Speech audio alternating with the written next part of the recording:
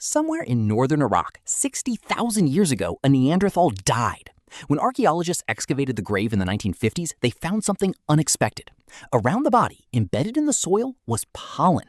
Not random pollen, clustered pollen, from flowers that someone had deliberately placed around a dead body 60,000 years before anyone built a pyramid, before anyone invented writing, before anything we recognize as civilization existed. Someone grieved. Someone said this life mattered, and proved it with flowers. That single discovery changes everything we think we know about what makes us human. Most people assume ancient burial was practical.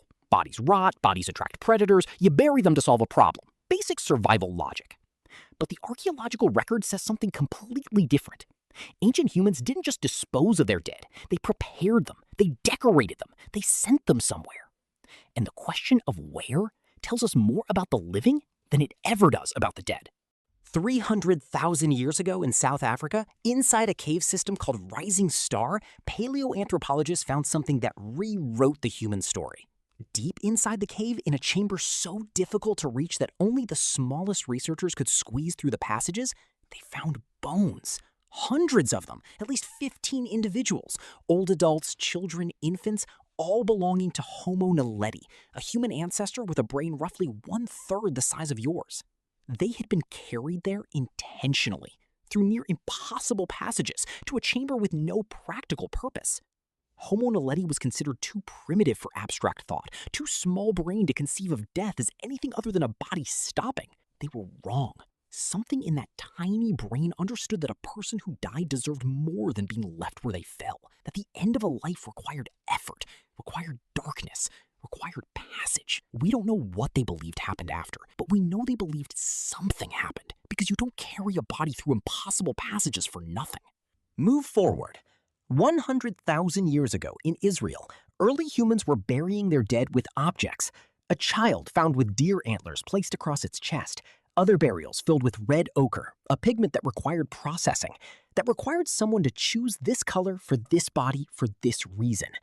Red ochre appears in burial sites across every continent: Africa, Europe, Australia, the Americas. Always red, always the dead, in cultures that never contacted each other. The leading theory is blood. Red was the color of life. Marking a dead body red was perhaps a way of returning life to it, or insisting that life continued somewhere else, or simply refusing to accept that this person was nothing. Across 100,000 years and every ocean, humans kept arriving at the same gesture independently. Then there is Göbekli Tepe, built 11,500 years ago in modern Turkey, before farming, before cities, before anything we call civilization.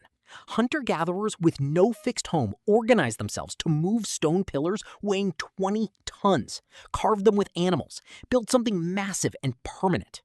Researchers believe it was built for rituals around death, that people traveled to it, that it was a place built to communicate with whatever existed on the other side.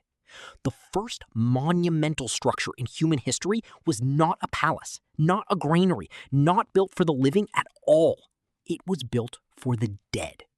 The very first thing humans decided was worth organizing society around, worth moving 20-ton stones for, was the question of what happens after we die. Why? Why did every ancient culture, across every geography, spend enormous resources on people who could no longer benefit from those resources? The answer is not about the dead. It is about the living. Anthropologist Ernest Becker argued that human civilization, art, religion, architecture, everything we have ever built is fundamentally a response to the awareness of death.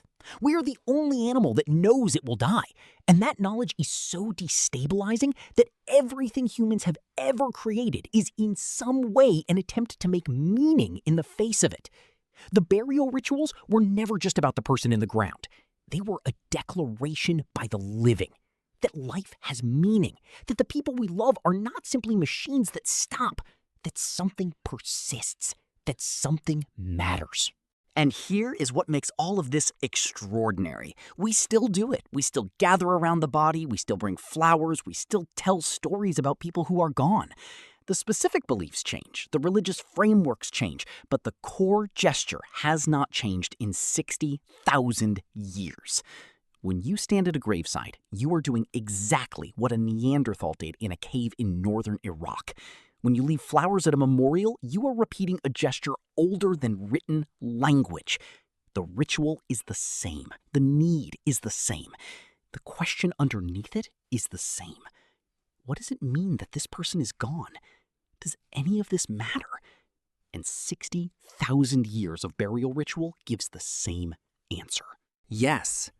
Not because anyone had proof of what comes after, but because the universal human refusal to treat a person's death as nothing is itself the most powerful argument that living is not nothing. The Neanderthal who gathered flowers didn't have theology, didn't have philosophy, but they knelt in the dark and placed flowers around someone they had lost. And 60,000 years later, you would recognize exactly what that meant. Because you are the same. You grieve, therefore you love. You mark the dead, therefore you know the living matter. Someone wrote that truth in flowers 60,000 years ago, and we are still reading it.